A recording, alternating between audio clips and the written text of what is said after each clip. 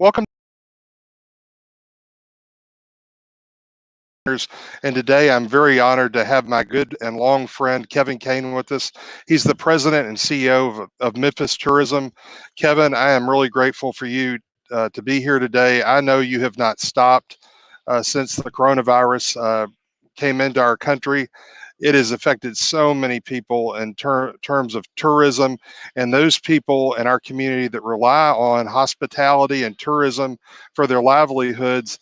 Can you share with everyone? I'm just going to get straight to it. How many people has this affected in Shelby County? Well, Chairman, we're still trying to determine exactly the total unemployment numbers. I think there's 400 and some odd thousand across the state, close to 500,000 on unemployment. The state is estimating that well over 60+%. Some of the projections are as much as 67% are hospitality related or entertainment in those sectors, which is obviously is tourism and hospitality. So, in Shelby County, as you know, Chairman, the employment base is close to 50,000 throughout Shelby County that are in the service and hospitality industry. So, many of them are have been affected by this. And, that's the bad news. The good news is that with the decisions you and the Shelby County government, of course, the city government, to reopen parts of Memphis and Shelby County and the communities around us as early as next Monday, the 4th, you're going to see a lot of people being called back to work. Now, I'm not saying all those unemployment rolls will be erased immediately, but I do think you will see in due course, you're going to see a lot of people being called back to work. You are dealing with an industry of thousands of individuals that 7 days a week, quite frankly, in the hospitality industry that depend on their jobs. How have you and Memphis Tourism been communicating and getting the word out to the thousands of people in hospitality that have been affected? Well, we've done a number of things. First of all, when this started, we started a daily call with the leadership of the industry, about 35 tourism and hospitality officials throughout Shelby County that would convene with us on a daily call that we would host. Now that we're 6 weeks into it, those calls are now about once a week, sometimes twice a week.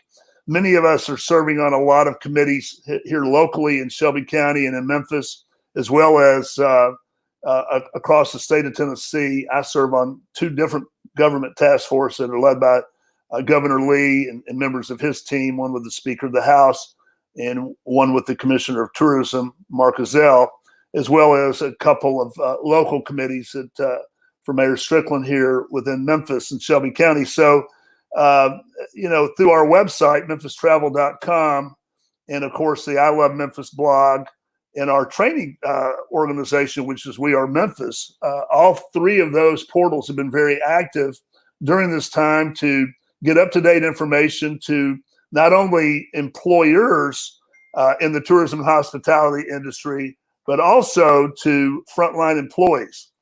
Thanks to a generous grant from the Memphis Community Foundation of Memphis, they were able to, through their generous donors, we had a grant program that initially, before people could start getting their unemployment benefits and so on and so forth, we did a $300 per person grant program that was able to serve a couple thousand employees that could take advantage of that. And of course, there's been many of outreach programs as it relates to that as well. It's all been about communication. This is been a very dramatic changing situation day by day. And especially it's going to be very important now, more so than ever, for us to communicate not only to our industry, but through our industry to make sure that people in the region, people from other states are aware that Memphis and Shelby County is now starting to be open for business again. And of course, as you know, some things are phased in, like attractions and of course events later on, and some of the other services that tourists and visitors, as well as our locals, like to take advantage of and partake in on a daily and weekly basis. So, our communication now is going to be amped up and going to be, in some ways, more important now than it's been over the last few weeks, because now we're back to the business of communicating with the audiences that come here to support a lot of these businesses, small and large, in Memphis and Shelby County, that make a lot of their revenue and supports a lot of their employees through the visitor economy. We're at the tip of the spear, as the Governor Lee has said, and of course, Mark Ezell, the Commissioner of Tourism. Tourism and hospitality is at the very tip of the spear of this pandemic and the impact that it's had. And in Memphis, we in Shelby County, we have over 12 million visitors that come to our community on an annual basis. And of course, today's May, the 1st of May, and we would be getting ready for the Beale Street Music Festival that would have all of our hotels that would be sold out throughout Memphis and Shelby County today for a big Music Fest weekend, as we kick off as we would be normally kicking off the Memphis in May festival month. And here we are, our hotels are running across the county. I think about 27% occupancy in downtown Memphis, which has been the hardest hit. Our hotels are in single digits because they rely so heavily on the people that stay in our downtown hotels and the conventions and groups, and of course events like Memphis in May and the events that take place at the Orpheum Theater and the FedEx Forum, et cetera. So we got a long road ahead of us, but it starts one day at a time. And starting next Monday, we are starting that journey, and hopefully people will do the right thing and take the Tennessee pledge and do the things that the Shelby County Health Department is asking us to do, and all of our mayors and all of our leaders, such as yourself and others, to make sure that we're doing the right thing. And I think you are going to be very impressed. I think tourism hospitality, which is a very highly regulated industry to begin with, the restaurants are very highly regulated, as you know, Chairman, as well as hotels. And I think you're going to see that they're going to have the necessary protocols in place to make sure that the guests and visitors are going to feel safe, and best practices will be used. And hopefully we will be part of the solution, not part of the problem, of making sure that we keep COVID mitigated and declining here in the great state of Tennessee. Kevin, are there any best practices? This is very foreign for the United States of America, but for years in Asia and other countries, you watch the national news and you see regular people that go to work every day. They get on mass transit. They use face masks as a prevention tool all the time. And but this is very new for us in Memphis and Shelby County. It's new for the country. In terms of best practices in other countries, how has your industry had to deal with this over the years, or is there nothing really, Kevin, to compare to in terms of what restaurant owners do now, what hotels do? Do you chart your own new course and try to figure it out along the way, or is there any model that anybody has done before that works? Chairman, most of our national and global leaders in tourism and hospitality, companies like Marriott and Hilton, and of course a number of our big airlines, they certainly have seen pockets of infectious diseases and the impact of these types of viruses and what they can do in certain parts of the world. And there's been other areas, not so much the United States, that have been dealing with these flare-ups. Certainly nothing to the magnitude that we are seeing right now. And there are best practices out there. And I think a lot of those things, face mask, gloves with handling of food, and a lot of those things have been used in other places for years. It's not uncommon if you're in an airport, even over the last few years, if you're in a transfer airport like Atlanta or Seattle or Los Angeles, you would see a lot of travelers that are coming from different areas of the world that were traveling with face masks, even when there was no threat of COVID. So I do think that we are learning what others have done in the past. And I think some of this, as you say, is we are charting new courses that have been recommended by the CDC and health infectious disease officials that are basically telling us what are the best practices and the things that we should be doing as we re-enter into a lot of people starting to move around again. So the social distancing and all those things. And I think you will find very quickly, whether it's Graceland, the zoo, the National Civil Rights Museum, or a small restaurant or a large restaurant, I think you're going to find that in hotels, you will find that people will certainly have those best practices in place. And I think the guests, whether they're local or whether they're from out of town or from some other part of the world, they're going to feel very safe traveling back in the hospitality and tourism space.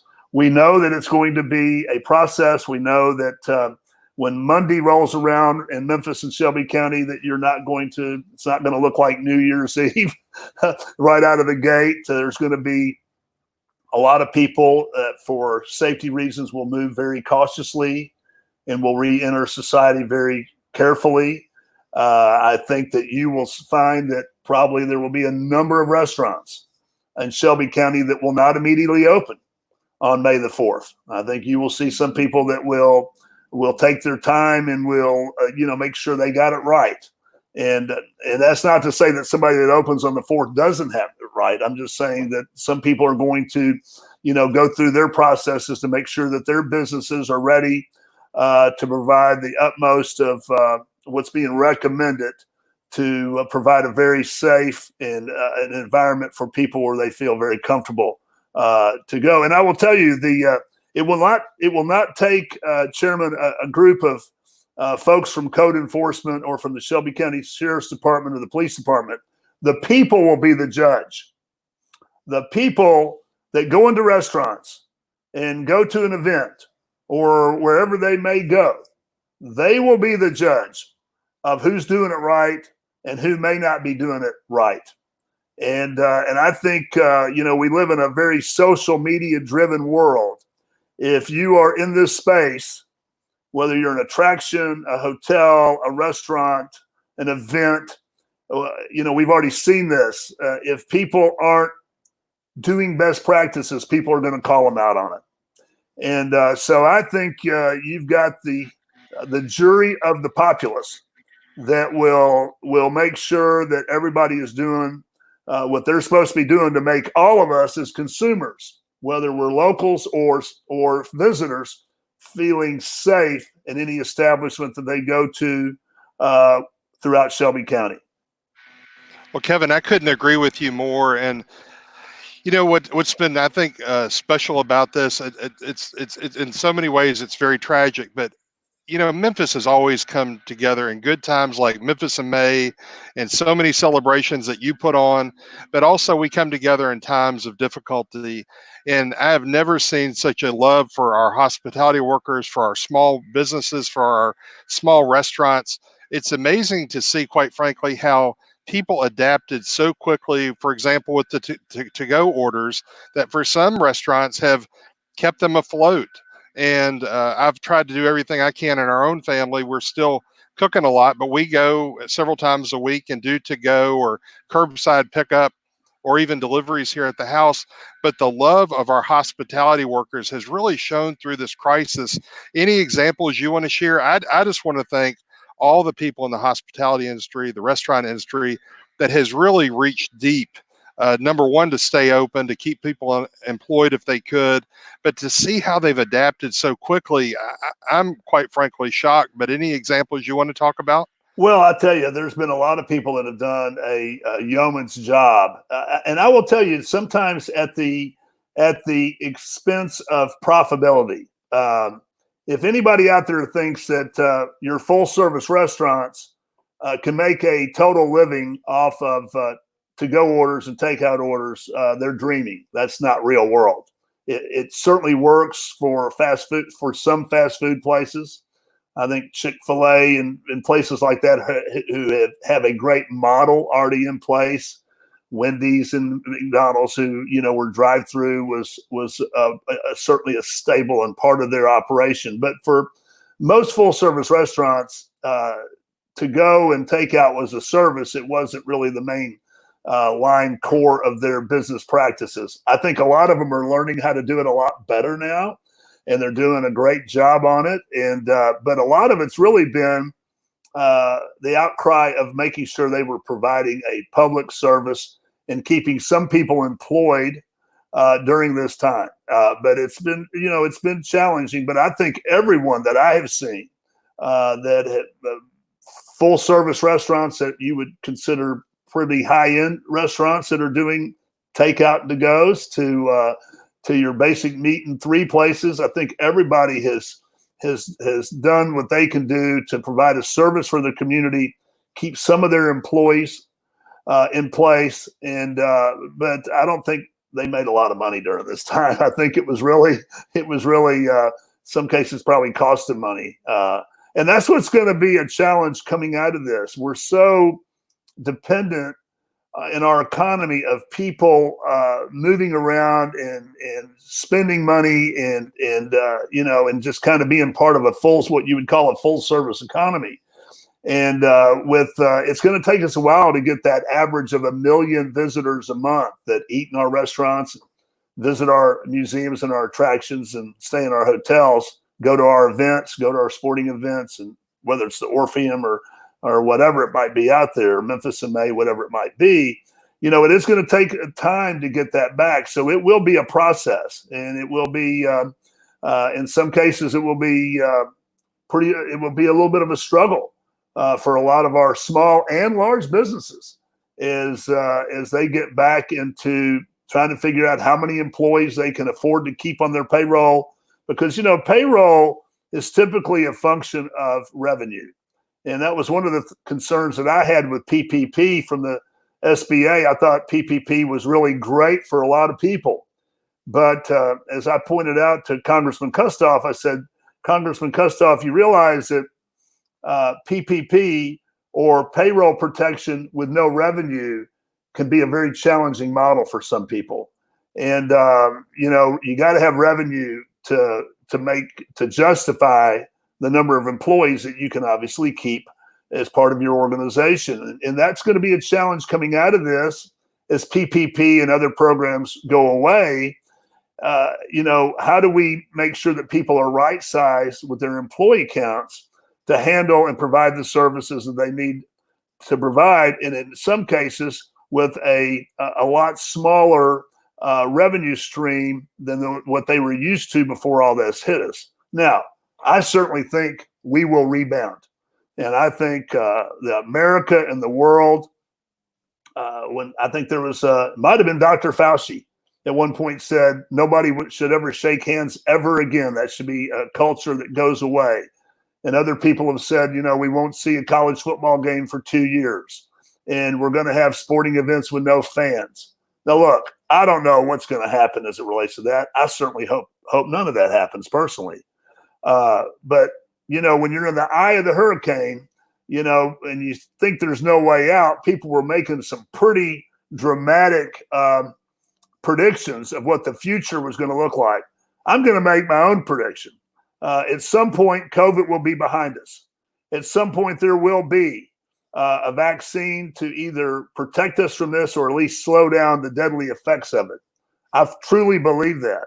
And I do believe that the day will come, I don't know when it will be, but the term of social distancing will go the way of the pet rock.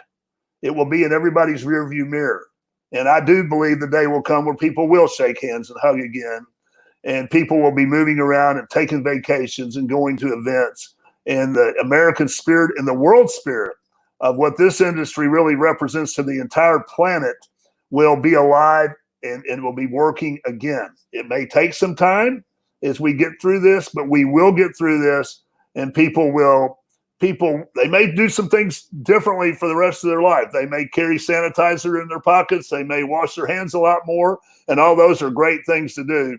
But this is not the end of the world as we know it. We will get through this, and Memphis and Shelby County is poised to, we're a great destination for visitors, as you know, Chairman. It's a big part. It's a big part of our economy.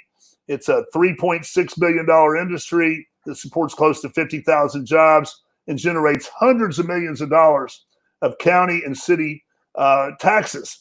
And we will get back to that point. It will take a while, but we will get back there. And while all that's going on, the convention center, as you know, is still construction on that. It's still being improved. It's going to be a beautiful building. We're getting new hotels that are still being built and are going to be finished.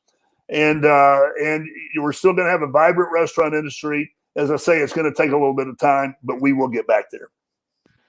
If you're just now tuning in, you're on the Chairman's Perspective. I'm Mark Billingsley, Chairman of the Shelby County Board of Commissioners, and with us is our my friend and community leader and the President and CEO of Memphis Tourism, Kevin Kane. Kevin, let me ask you this.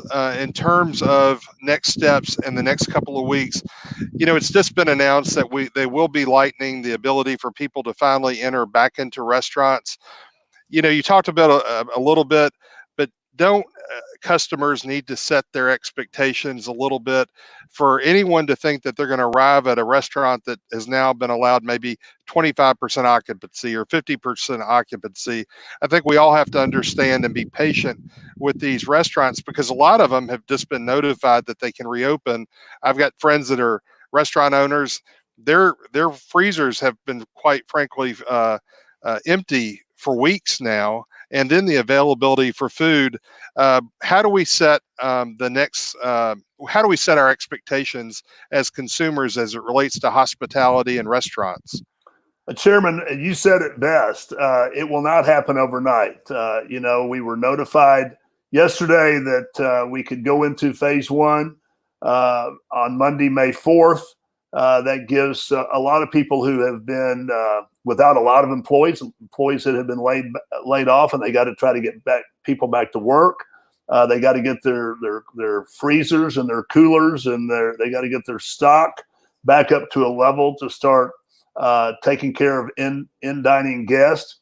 You only got a couple of major food providers that serve probably 95% of the restaurants in Memphis and Shelby County. Well, guess what? They laid some of their people off too when all the restaurants were basically shuttered. And so, they've got to get those trucks rolling and getting the product to the various establishments. I think as a result of that, at the beginning of the show, we talked about that there will be some restaurants that probably will not open on the 4th. Some restaurants probably won't open until next weekend, or maybe in some cases even a couple weeks from after the 4th, and that's probably going to work out good for everybody because you just can't flip the switch and everybody just resumes exactly we turned it off in a day or within a couple of days, but you can't just flip a switch and turn it back on that quickly. There's been a lot of things that have happened during that time.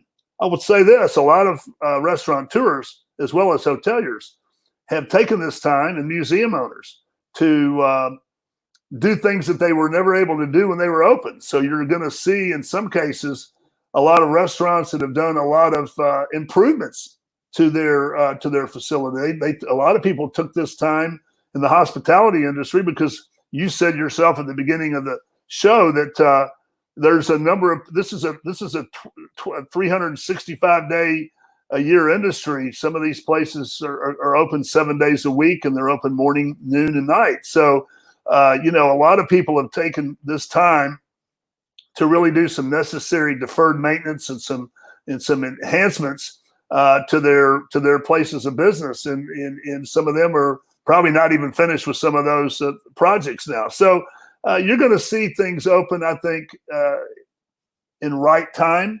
Not that there's a right or wrong time. I think obviously as all of our leaders, from the governor to our mayors to our elected officials like you, Chairman, they want everybody to be safe first and foremost, and they want us to do this data driven, not just necessarily date driven. But it is going to be a little bit of a process getting everybody back and operating levels that they were used to. And quite honestly, it may be a little different for restaurants. But for most people in the hotels and for attractions and stuff, they're not going to be flooded with tourists the day that they're allowed to open. And of course, the hotels have been open during this whole time, but a lot of hotels had to let go of a lot of their employees because of the severe reduction in guests that they were having. So they got to get those people back. and get those people working again. So that's where we are, and I think we're going to get to that point in due process, and I appreciate you asking everybody to be patient as our businesses in this community get back to where they need to be. Well, I've never seen a time where people didn't come together in this community, and this has been a great example of how we stick together. Kevin, you've been a great champion and a cheerleader and a relationship builder for our community for a long time. Memphis Tourism does it day in, day out, like we've said, 365 days a year, 24 hours a day. I think so many people were looking forward to Memphis in May, and so many things. You know, I'm a vice president at Christian Brothers University. We were looking forward to another graduating class. Like every other university, we're delayed right now. But like you, Kevin, I see a shining light in our near distant future. The summer's about to start. The sun is shining today. But the brightest light we have in our community is our people. And certainly your industry with tourism and hospitality and the restaurants, they really are the forward-facing people with our visitors that get them to come back year after year after year for so many of the festivals and exciting things we do, and even the local events that I'm going to miss this year. Like typically next weekend, I think you and I would be rubbing elbows at the Greek Festival over on Summer Avenue. And the Italian Festival a couple of weeks after that at Marquette Park. You're absolutely right. I always have my tent at the Italian Festival, but you know, we're going to get there. Kevin, again, president and CEO of the Memphis Tourism. Kevin, we got a minute left for hospitality workers, for people that have questions about reopening, businesses that may need your guidance and support. How can they reach you and reach your staff? MemphisTravel.com. Go to our COVID page, which is right there. As soon as you go to MemphisTravel.com, we will be keeping up with every opening, everybody that's open, everybody that's not opening, questions that people may have. Of course, they can reach us, and we're working very closely with the Memphis Restaurant Association, the Metropolitan Hotel Lodging Association, the Metropolitan Attractions Association, and of course, most importantly, we're working with Shelby County government, City of Memphis government, and the Shelby County Health Department to make sure we're doing and we're positioned to do everything we're supposed to be doing. Thank you so much for having me on your program today. And we are looking forward to sunnier days for us to enjoy this great place that we call home, Memphis and Shelby County. Thanks to Kevin Kane, President and CEO of Memphis Tourism. Have a great day. Have a blessed day. And we hope to see you back in a hospitality or restaurant very, very soon in our great community of Shelby County. Thank you again, Kevin. Thank you, Chairman. Thank you, my friend.